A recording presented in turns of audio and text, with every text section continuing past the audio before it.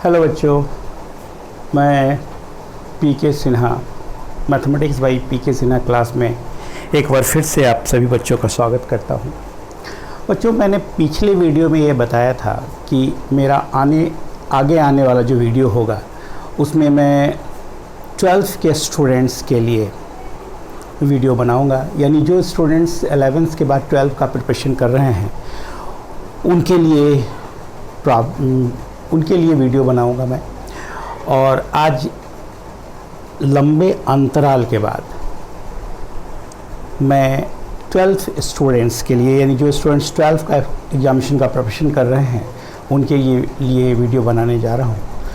मेरा जो पिछला 3 वीडियो जो मैंने अपलोड किया था वो इंजीनियरिंग एंट्रेंस एग्जामिनेशन का प्रिपरेशन करने वाले जो स्टूडेंट्स थे उनके लिए कुछ शॉर्टकट टेक्निक, शॉर्टकट ट्रिक्स के प्रॉब्लम्स बनाए थे। किस तरह से प्रॉब्लम्स को विदिन मिनट, विदिन सेकंड या विदाउट यूजिंग पेन और पेंसिल सॉल्व किया जाता है। ऐसा नहीं है कि आगे मैं शॉर्टकट ट्रिक्स और टेक्निक्स की वीडियोस अपलोड नहीं करूँगा, बिल्कुल, लेकिन अभी फ़िलहाल मेन फोकस जो स्टूडेंट्स का है, बहुत सारे स्टूडेंट्स का ये कमेंट्स आए कि सर प्लीज़ हम लोग के लिए भी कुछ वीडियो बनाइए।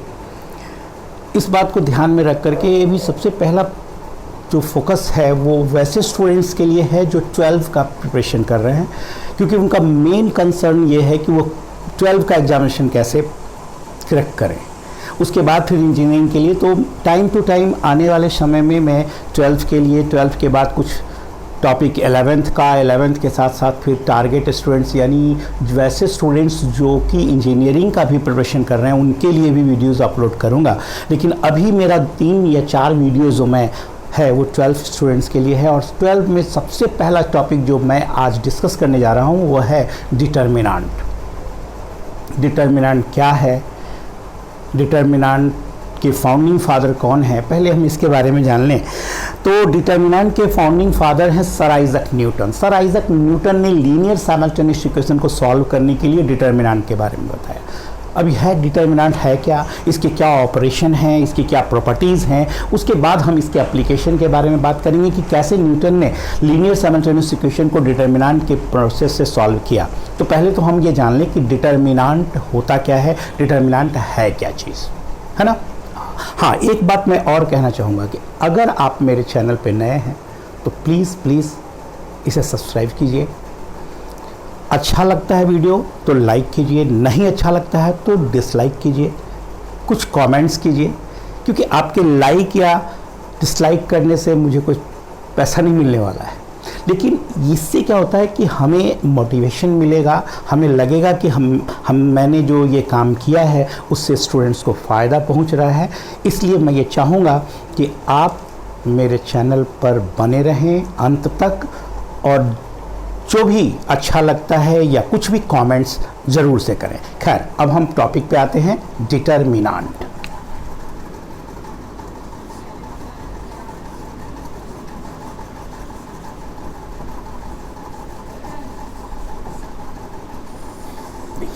डिटर्मिनेंट है क्या चीज़, पहले हम इस चीज़ को समझेंगे।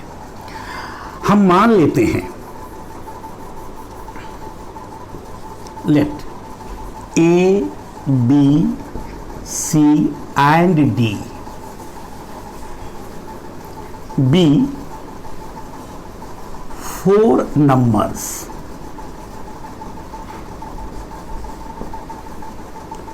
रियल भी हो सकते हैं और कॉम्प्लेक्स नंबर भी हो सकते हैं। A, B, C and D be 4 numbers, real or complex, and AD minus BC is an expression.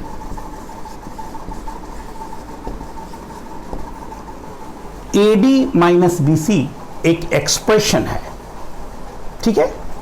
Now expression AD minus BC is written as follows.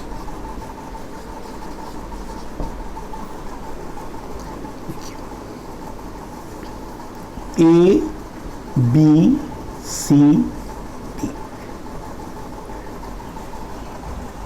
Expression AD minus BC को इस table में arrange करके लिखा गया. This is an example of determinant. This is an example of determinant. ये determinant का example है. इसे हम डिटर्मिनेंट कहते हैं. यानी नंबरों को एक टेबल में अरेंज कर दिया गया. इसमें हॉरिजॉन्टल लाइन लिखा गया और वर्टिकल लिखा गया. इसका नाम है डिटर्मिनेंट. ठीक है. यानी ये जो अरेंजमेंट है, इस अरेंजमेंट को हमने नाम दिया क्या? Determinant.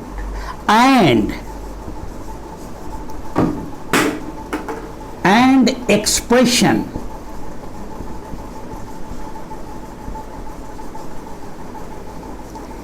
AD minus BC is called value of determinant. और ये जो एक्सप्रेशन है, इस एक्सप्रेशन को डिटर्मिनेंट का वैल्यू कहा गया. यानी डिटर्मिनेंट क्या होता है? तो अरेंजमेंट होता है horizontal and vertical line. Horizontal lines जो होते हैं, हियर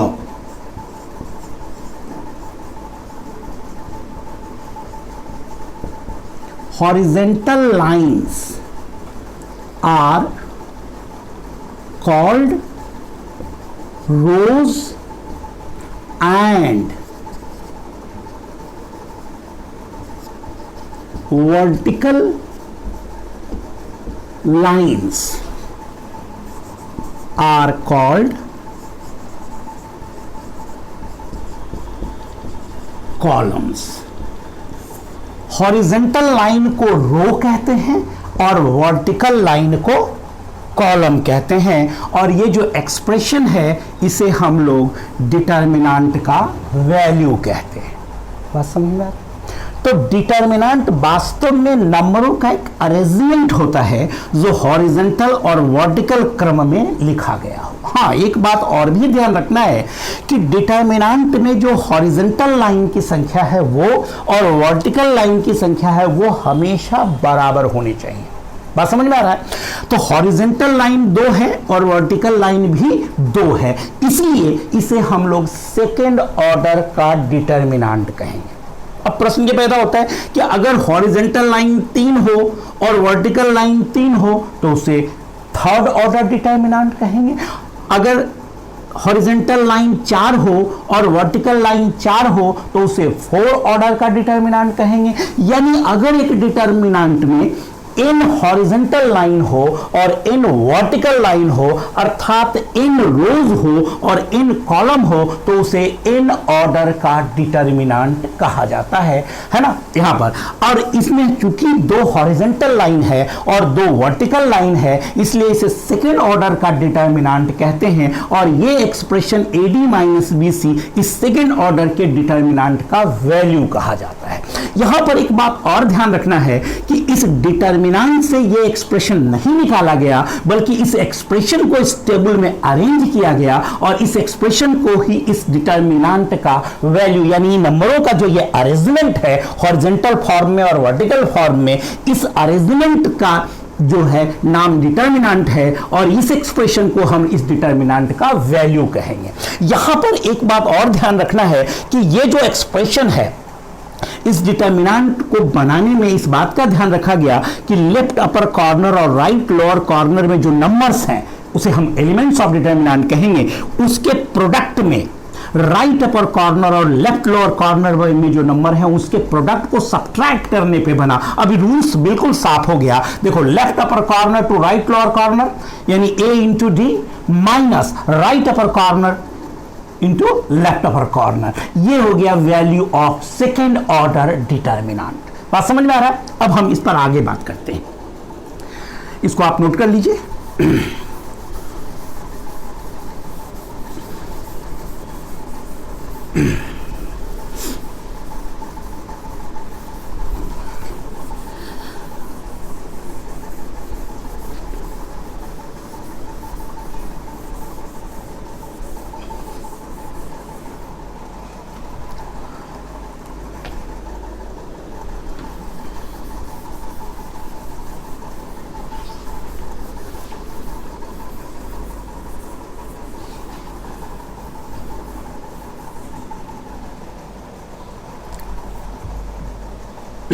अब देखिए, ए बी, एक मिनट,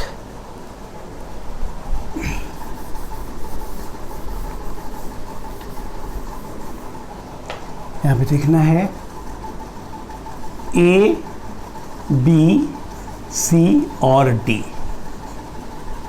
ये डिटर्मिनेंट हुआ equal to A D minus B C, ये लिया गया वैल्यू इसमें A D minus B C. यहां पर देखिए left upper corner right lower corner के एलिमेंट के प्रोडक्ट में right upper corner left lower corner के एलिमेंट्स के प्रोडक्ट को सब्ट्रैक्ट किया गया, यानी ये जो होता है हॉरिजेंटल लाइन जो होते हैं इसको हम रो कहेंगे, यानी ये हो गया रो 1 जिसको कैपिटल R1 से डिनोट किया गया, और ये जो होता है इसे हम लोग रो 2 कहेंगे, ये हुआ रो 2 जिसे R2 से डिनोट किया गया। ये जो होता है इसे हम लोग कॉलम 1 कहेंगे, कॉलम 1 जिसे C1 से डिनोट करते हैं, और ये जो होता है वो हो गया कॉलम 2 जिसे C2 से डिनोट किया गया। और वैल्यू जो है इस डिटर्मिनेंट का जो निकाला गया वो हो गया left upper corner right lower corner, यानी लेफ्ट अपर, यानी वैल्यू जो होगा वैल्यू बराबर होगा left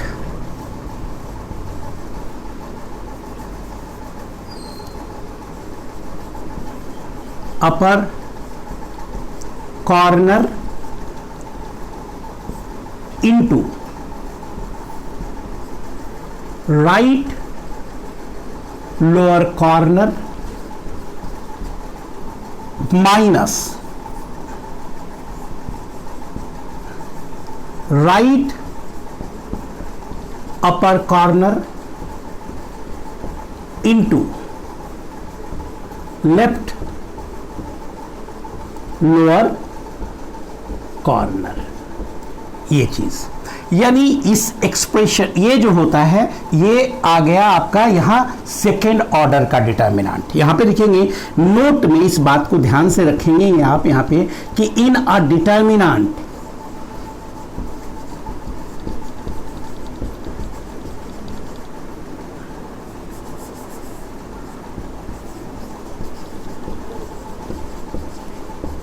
number of rows and columns be always equal। Determinant में number of rows and number of columns हमेशा बराबर होते हैं, बराबर होने चाहिए, क्योंकि नंबर ऑफ रोज और नंबर ऑफ कॉलम्स अगर बराबर नहीं होंगे तो हम उसे डिटर्मिनेंट नहीं कहेंगे। यानी हॉरिजॉन्टल लाइन की संख्या और वर्टिकल लाइन की संख्या हमेशा बराबर होनी चाहिए, है ना। If a determinant has in rows, यानी अब आ गया यहां पे ऑर्डर ऑफ डिटरमिनेंट। देखिए डिटर्मिनेंट का ऑर्डर किसको कहते हैं कि if a determinant has, if a determinant has in rows and in columns then number n is called order of determinant. Number n जो होता है उसे ऑर्डर ऑफ डिटरमिनांट कहते हैं। इसलिए so a b c d is called second order determinant. इसलिए ये जो होता है इसे सेकेंड ऑर्डर का डिटरमिनांट कहते हैं। समझ में आ रहा है बात बिल्कुल। और value of second order determinant निकालने का तरीका क्या होता है, तो left upper corner into right lower corner minus right upper corner into left lower corner. Horizontal lines are called rows, vertical lines are called columns. In this determinant, there are two horizontal lines and two vertical lines. इसलिए so the determinant is called a second order determinant because it has two rows and two columns. Clear है यहाँ पे?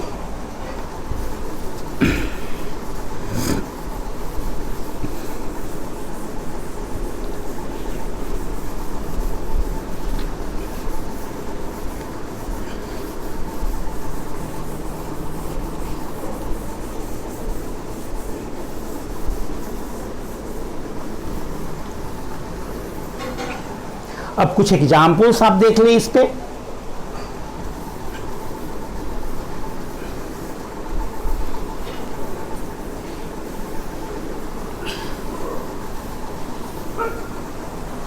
देखिए बच्चों, अगर मान लीजिए दिया हुआ है 5 2 7 8, सेकेंड ऑर्डर डिटरमिनेंट इवैल्यूएट करना है। इसको क्या करना है हमें, left upper corner right lower corner 5 into 8 minus right upper corner left lower corner 2 into 7, 5 into 8 40 minus 2 into 7 14 which is equal to 26, यानी 26 is the value of determinant. ये जो हुआ 26 हो गया इसका वैल्यू। यही चीज था यहाँ पे evaluate.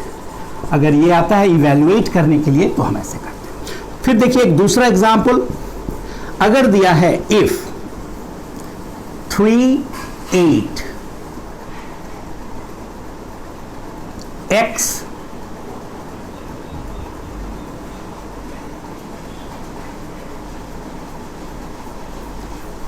3 4 x 8 equal to 0, find x, और x निकालना है। तो क्या करेंगे हम यहाँ लिखेंगे कि सिंस चूंकि 3 4 x 8 equal to 0, it implies 3 into 8 minus 4 into x equal to 0। तो अब क्या होगा, 24 माइनस 4x इक्वल्स टू 0, यानी 4x is equal to 24 implies x equal to 24 by 4, यानी x इज इक्वल टू 6। तो वैल्यू ऑफ डिटरमिनेंट ये second order determinant हुआ, उसका हम लोग इस तरह से एक्सपेंशन करेंगे। मेनली हम लोग थर्ड ऑर्डर डिटरमिनेंट के बारे में जानेंगे। अब देखिए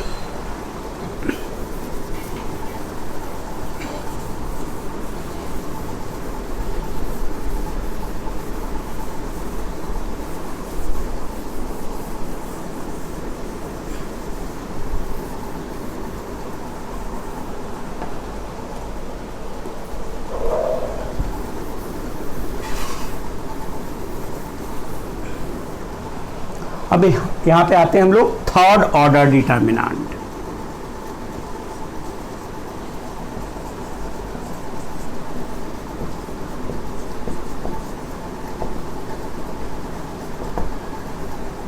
थर्ड ऑर्डर डिटरमिनेंट क्या होगा? थर्ड ऑर्डर डिटरमिनेंट, एक डिटरमिनेंट जिसमें 3 रो और 3 कॉलम हो उसे थर्ड ऑर्डर डिटरमिनेंट कहते हैं। यानी कह सकता हूं अ determinant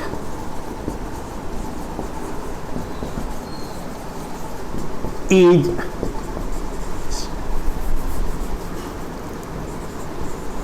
said to be a third order determinant if it has 3 rows and 3 columns and its general form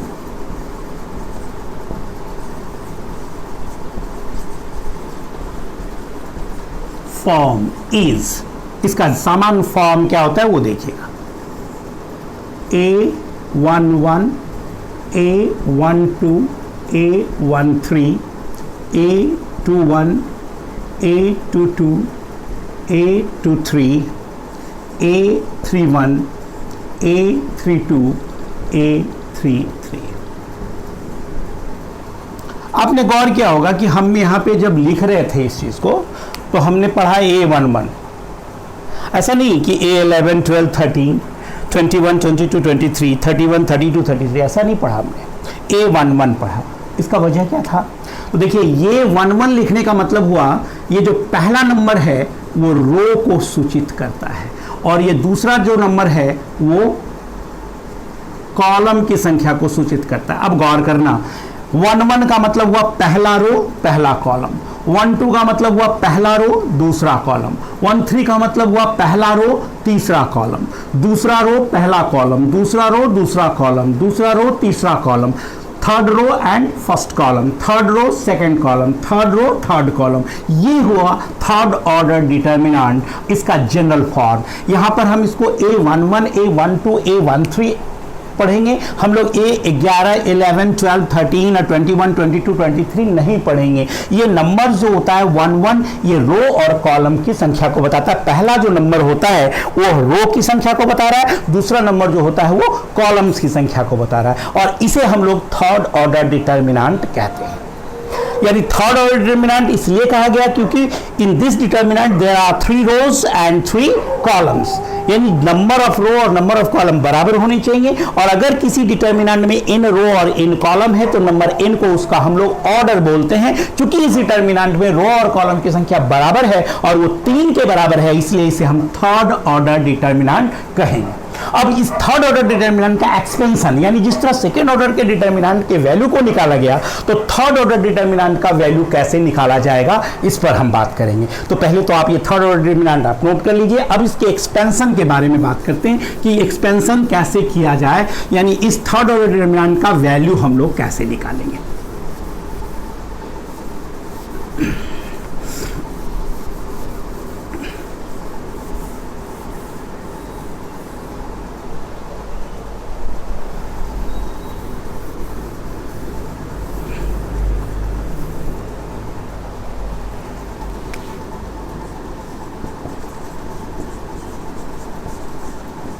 expansion of third order determinant है ना, ये थोड़ा ध्यान देने का चीज़ है, बहुत ही आसान है, बहुत ही सिंपल है कैसे हम लोग निकालते हैं। देखिए इसके बाद फिर एक टेक्निक और हम बताएंगे, है ना। यहाँ बेसिक जो जनरल फॉर्म है सब लोग जानते हैं, जिसको सबको 12th क्लास में खास करके ये बताया जाता है, उसी फॉर्म को पहले डिस्कस करेंगे, उसके बाद एक स्पेशल टेक्निक भी हम आगे चलकर बताएंगे आपको। देखिए A11, A12, A13, A21, A22, A23, A31, A32, A33। अब इसका विस्तार यानी एक्सपेंशन, वैल्यू कैसे निकाला जाए, है ना। तो देखो एक बात ये ध्यान रखना कि डिटर्मिनेंट के वैल्यू को निकालने के लिए थर्ड ऑर्डर डिटर्मिनेंट का हो या फोर्थ ऑर्डर हो, किसी भी ऑर्डर का हो, किसी भी एक रो या किसी भी एक कॉलम के अलोंग हम उसका विस्तार एक्सपेंशन कर सकते हैं। और प्रोसेस क्या है उस चीज़ को ध्यान रखिए। अगर हम इसका एक्सपेंशन पहले रो के अलोंग कर रहे हैं तो पहले रो में जो एलिमेंट है A11 उसको हमने लिखा, उसके आगे -1 पर पावर रो और कॉलम, यानी रो 1 है और कॉलम 1 है, यानी 1 + 1 लिख दिया और A11 लिख दिया। अब उसके बाद क्या करना है, कि ये जो एलिमेंट है जिस रो में है और जिस कॉलम में है उसको छोड़ देना है। यानी पहला रो और पहला कॉलम को छोड़ने के बाद जो बचा वो सेकेंड ऑर्डर का डिटर्मिनेंट वहां पे मेंशन करना है, यहां पे लिख देना है। यानी A22, A23, A32 and A33, ये हो गया। फिर आगे प्लस ले लें, फिर -1 पे पावर रो प्लस कॉलम, यानी पहला रो और दूसरा कॉलम, यानी 1 + 2 और फिर 1 2 लिख दिया। और फिर अब क्या करना है, तो ये जो जिस रो में है और जिस कॉलम उसे छोड़ देना है, यानी पहला रो और दूसरा कॉलम को छोड़ना है। पहला रो और दूसरा कॉलम को छोड़ोगे तो बचेगा A21 and A23, A21 A23, A21 A23, A31 A33, A31 and A33, ये हो गया। फिर उसके बाद आगे बढ़ना है, प्लस का साइन लिया, फिर -1 पे पावर रो प्लस कॉलम, 1 + 3 और 1 3 डाल दिया। और अब फिर क्या करना है, समझ में आ गया होगा बिल्कुल आसानी से। पहला रो और तीसरा कॉलम को छोड़ना है, तो पहला रो और तीसरा कॉलम को अगर हम छोड़ देंगे तो A21 A22, A21 A22, A31 and A32। This is value of determinant, यही डिटर्मिनेंट का वैल्यू हुआ। ये जो विस्तार हमने पहले रो के अलोंग किया, आप किसी भी एक रो या किसी भी एक कॉलम के अलोंग करेंगे कोई फर्क नहीं पड़ेगा। हाँ, एक बात और खास यहां पर ध्यान देना है कि -1 पे पावर रो प्लस कॉलम किया है ना। सोचो अगर रो और कॉलम का सम अगर इवन होगा तो उस एलिमेंट के आगे पॉजिटिव साइन, रो कॉलम का सम अगर ऑड हुआ तो उस एलिमेंट के आगे नेगेटिव साइन। तो यहां पर जो वैल्यू मिलेगा, अब गौर करना, यहां पे -1 पे पावर 1 + 1 यानी 2 इवन है, यानी पॉजिटिव बन गया, A11 हुआ।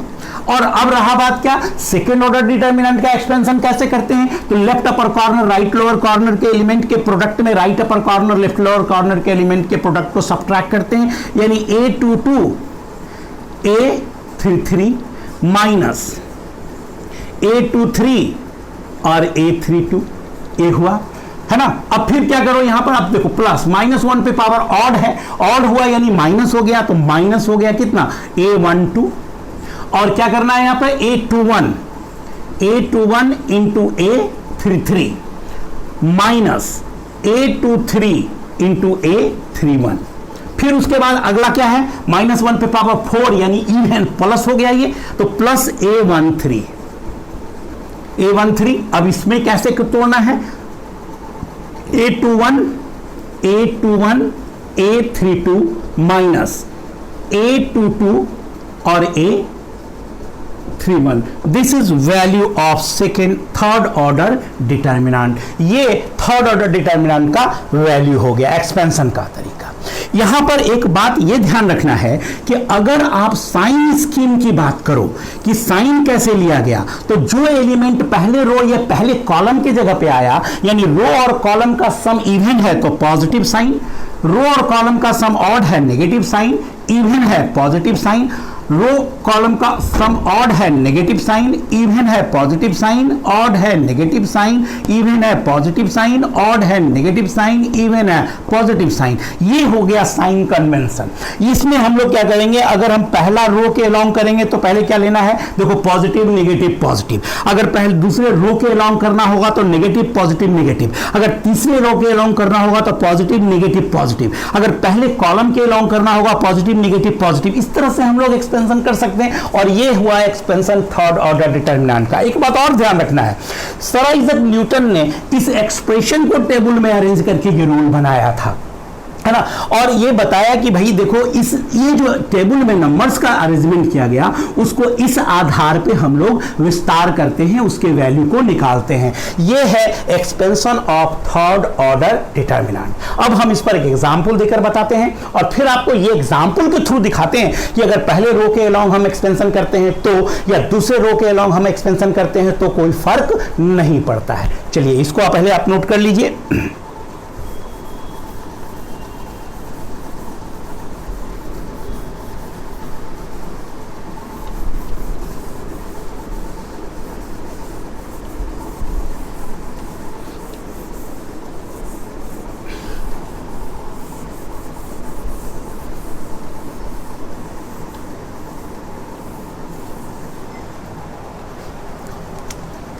देखिए एग्जाम्पल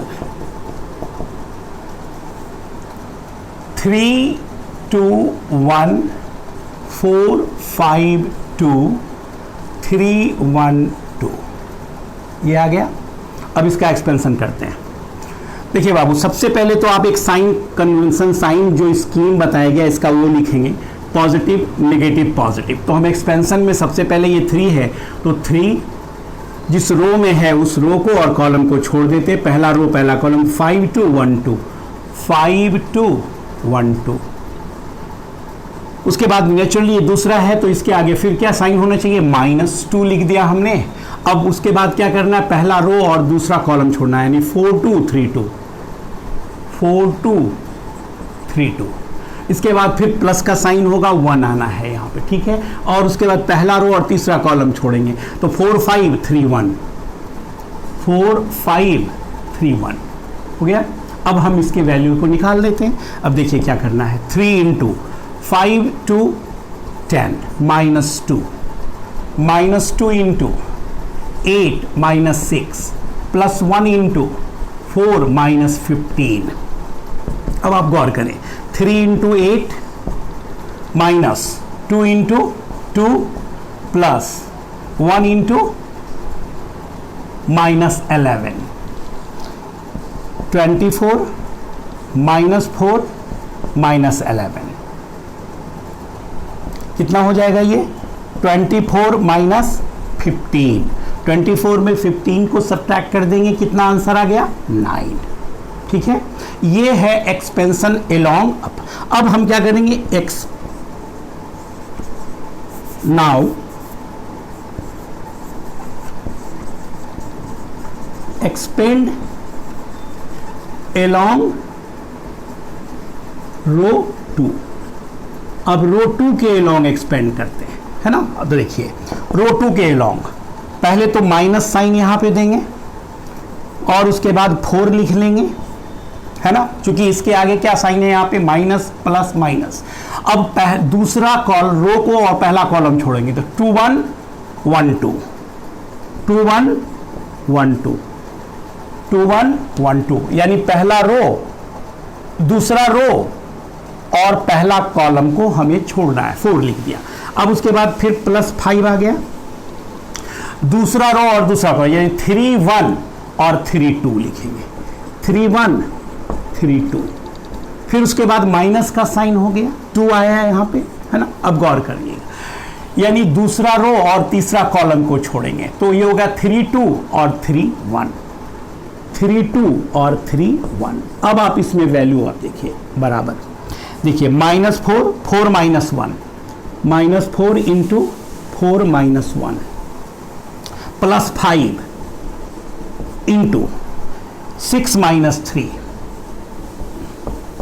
-2 × -3 - 6। अब देखिए बाबू, ये देख लिया आपने यहाँ पे। अब आगे हम मिटा दे रहे हैं ऊपर, उसके बाद देखेंगे आप।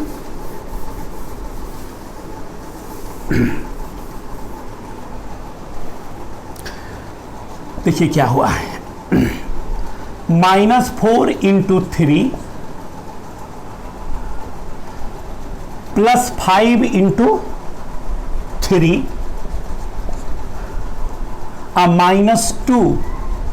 -2 × -3। अब गौर करना, -12 +15 अब +6।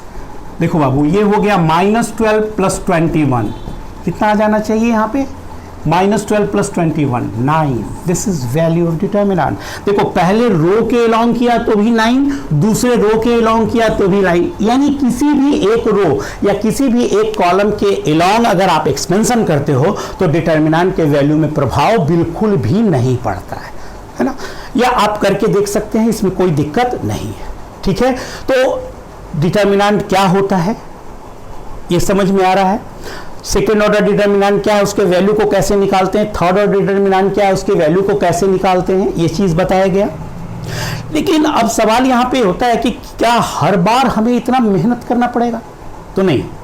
प्रॉपर्टीज है, आगे चल करके हम इसके प्रॉपर्टीज को डिस्कस करेंगे, जिसमें कि बिना एक्सपेंशन के भी हम डिटर्मिनेंट के वैल्यूज को डायरेक्ट निकाल सकते हैं, जिसको हम लोग प्रॉपर्टीज ऑफ डिटर्मिनेंट कहते हैं। लेकिन प्रॉपर्टीज डिस्कस करने के पहले हम दो और पॉइंट यहां पे डिस्कस करेंगे, जिसको हम लोग कहते हैं minor and cofactor of elements of a determinant.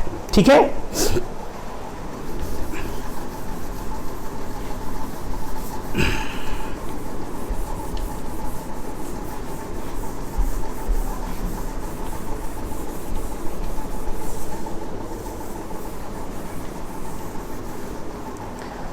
देखिए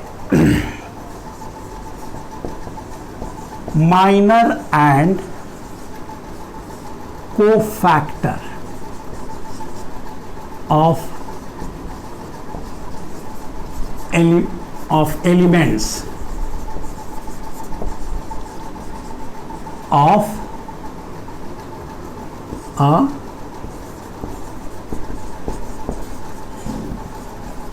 डिटर्मिनेंट। सबसे पहले होता है minor of elements of a third order determinant.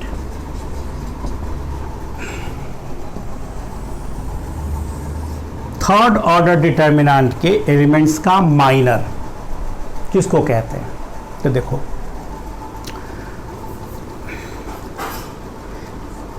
In a third order determinant minor of the element, minor of the element which lies in ith row and jth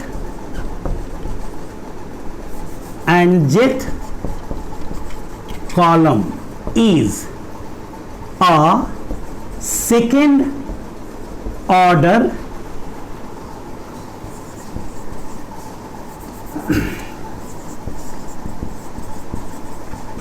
determinant. In a third order determinant minor of the element which lies in ith row and jth column is a second order determinant which is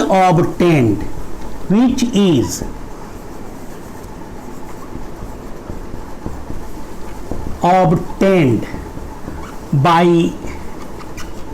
leaving ith row and jth column। समझ में आया? ये definition से अगर समझ में नहीं आया तो घबराने की बात नहीं है, बिल्कुल एग्जाम्पल देकर के हम बताएंगे। In a third order determinant minor of the element which lies in ith row and jth column, है ना। हियर एक बात और भी ध्यान रखेंगे, यहां पे i का वैल्यू 1 2 3 होगा और j का वैल्यू भी 1 2 3 होगा। यानी क्योंकि थर्ड ऑर्डर डिटर्मिनेंट में है तो रो 3 ही मैक्सिमम हो सकता है, कॉलम भी 3 ही हो सकता है। तो ith row and jth column में जो एलिमेंट आ रहा है उसका माइनर सेकेंड ऑर्डर का डिटर्मिनेंट होगा which is obtained by leaving the row and column in which the element lie. यानी ith रो और jth कॉलम के एलिमेंट का माइनर निकालना है तो ith रो और jth कॉलम को छोड़ करके जो सेकेंड ऑर्डर डिटर्मिनेंट मिला वो ही डिटर्मिनेंट उस एलिमेंट का माइनर कहा जाएगा, है ना। अब देखिए आप एग्जाम्पल से इस चीज को तो आपको ये समझ में आ जाएगा, बहुत आसान चीज है, बहुत डिफिकल्ट नहीं है ये। अब देखिए ये डिटर्मिनेंट है 1 1 1 2 1 3 2 1 2 2 2 3 3 1 3 2 3 3, है ना। अब देखो मान लो निकालना है माइनर ऑफ 2 3। अब 2 3 का माइनर निकालना है, इसका मतलब है दूसरा रो और तीसरा कॉलम को छोड़ दिया। दूसरा रो और तीसरा कॉलम को छोड़ने के बाद जो बचा एलिमेंट वो क्या बचा यहां पर, A11, A12, A31 और A32। इसी को हम कहते हैं माइनर ऑफ 2 3, यानी the element which lies in second row and third column. Minor of the element which lies in second row and third column in a third order determinant is a second order determinant which is obtained by leaving the row and column in which the element lie, because the element lies in second row and third column। so हमें second row और third column को छोड़ने के बाद जो second order determinant मिला उसे हम लोग minor of the element कहते हैं, यानी 2 3 का माइनर ये होगा। अब रही बात ये second order determinant है, इसका वैल्यू कैसे निकालेंगे, तो लेफ्ट अपर कॉर्नर यानी A11 A32 माइनस A12 और A31, this is value, this is minor of the determinant. तो बात समझ में आ रहा है कि माइनर किसको कहते हैं, तो माइनर किसी भी, अब चूंकि थर्ड ऑर्डर डिटर्मिनेंट में कुल मिलाकर 9 एलिमेंट्स हैं, यानी थर्ड ऑर्डर में कुल मिलाकर के माइनर की संख्या कितने होंगे, 9 माइनर्स हो जाएंगे। इसका माइनर निकालना है तो पहला रो पहला कॉलम को छोड़ दिया, इसका माइनर निकालना है नहीं पहला रो दूसरा कॉलम के एलिमेंट्स को छोड़ दिया, उसके बाद हम लोग माइनर ऑफ द एलिमेंट निकाल सकते हैं। बात समझ में आ रहा है। अब देखिए कि minor of the element which lies in ith row and jth column is denoted by a symbol. देखिए minor of the element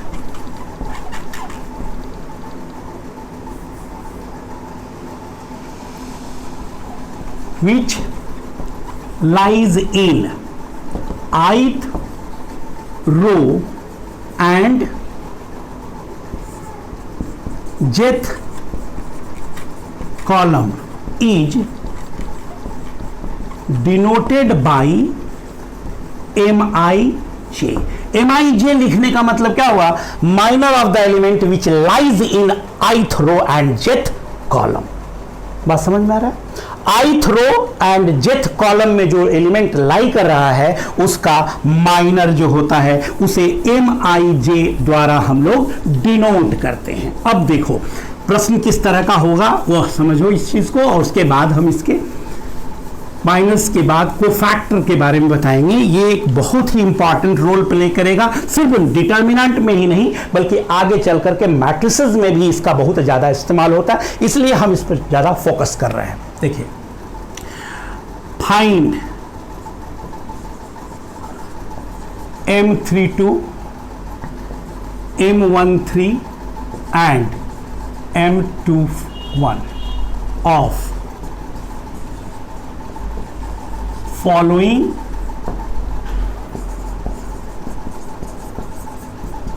determinant.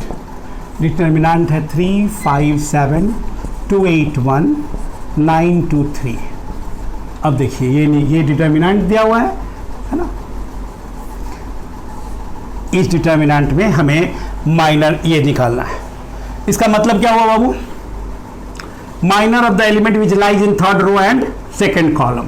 Third row and second column में कौन सा एलिमेंट लाई कर रहा है, 2, यानी ये देखिए M32 बराबर क्या होगा, थर्ड रो और सेकेंड कॉलम को छोड़ना है।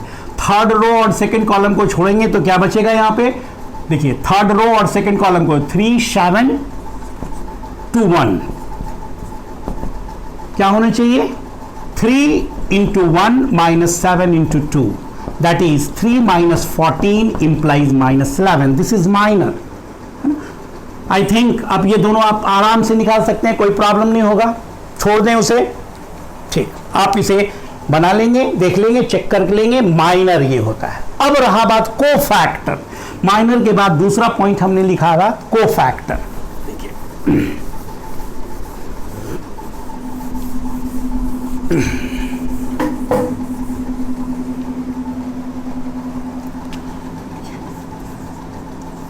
Cofactor of the element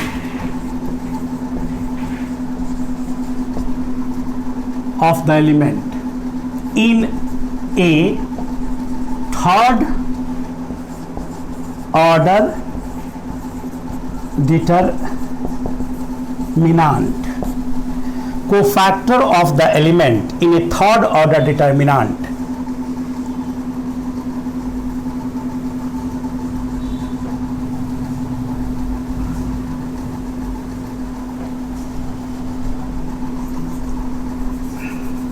which lies in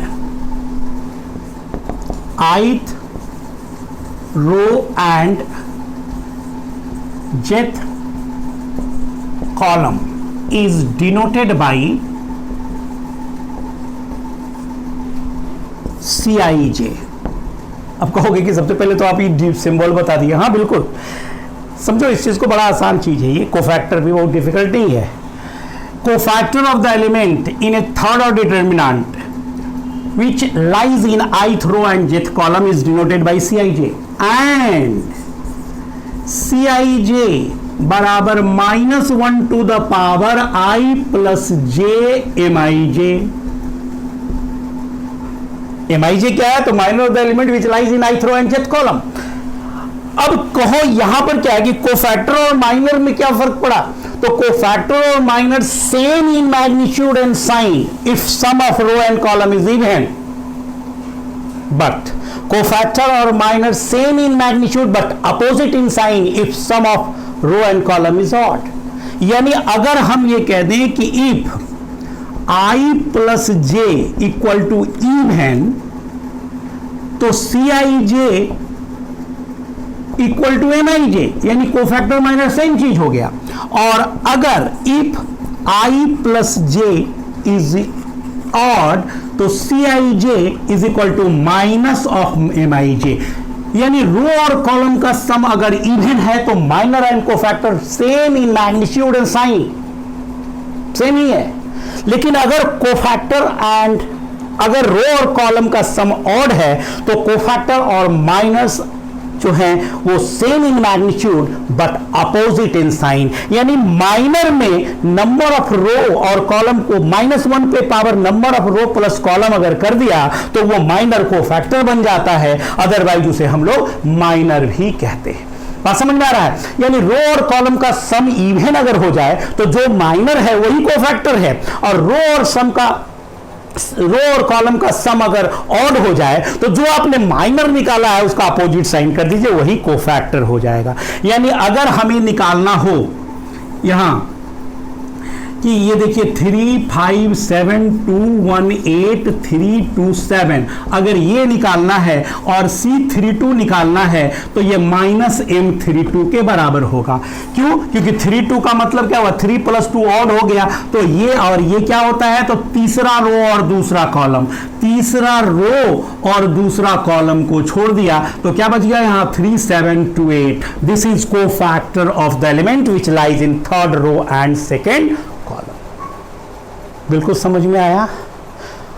I think कोई दिक्कत नहीं हुआ।